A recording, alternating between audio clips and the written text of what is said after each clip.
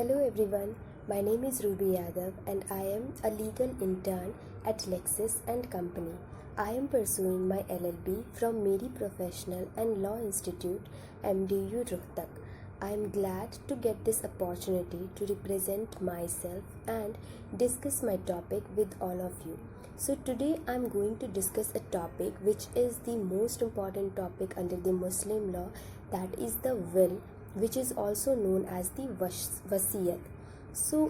And the sole purpose of my topic is to explain you what is will, wasiyat, and what are the limitations of will, as well as what are the essentials of the valid will. As Also, I'll discuss one case law regarding the will under the Muslim law. So, as I told you, will is also known as the wasiyat under the Muslim personal law.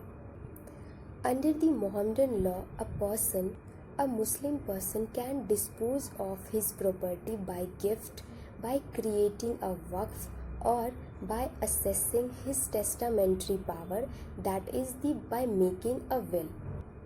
Now, according to Section 3 of the Indian Succession Act, a will is the legal declaration of the intention of a testator with respect to his property which he desires to be carried into effect after his death. So now here, testator is the person who is the owner of the property and who wants to make will on his property. The legatee is a person on whom behalf the will is done.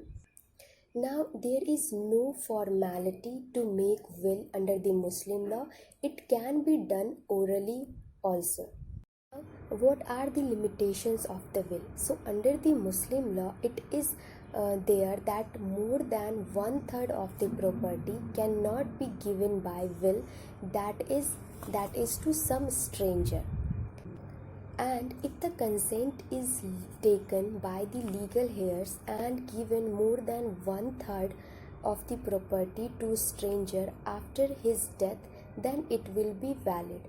That means a person who wants to make his property or give his property to the stranger as a will, then more than the 1/3 part, then he'll have to take the consent of the legal heirs of that property. Only in that condition the more than 1/3 property of the will be considered as valid. Now, there are some essentials of the valid will. That is, the legator must be competent to make a will. That is, he must be a sound mind and he must be a major. The second most essential thing is that the legatee must be capable of taking such endowment. That is, legatee should not be against the Muslim religion, and he must be born as Muslim but later converted against him. No will can make.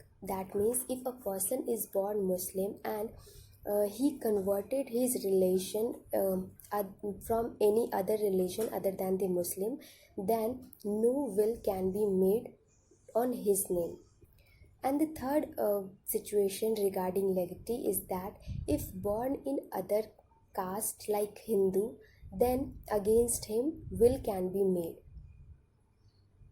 which means a person who converted his religion from Muslim, against whom the will cannot be made. But if the person is Hindu and he converted his religion to Muslim, then against him the will can be made. Or the conversion of religion is not necessary. If he is Hindu, then the will can be made to him. And under the Shia law, if the legatee murdered testator intentionally, then will against him will be invalid. But in Sunni law, if legatee murdered testator intentionally or unintentionally, that doesn't matter.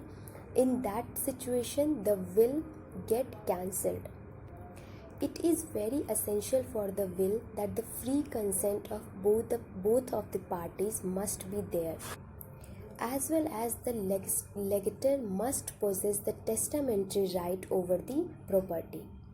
Now there is a famous case laws, that is the Abdul Bari versus Nasir Ahmad. The fact of the case is that his grandfather made one third property as will on his grandfather made one third property as will on his grandson. After he died, he died by leaving his wife and son. Then the wife and son objected on one third will done to the grandson by not giving consent.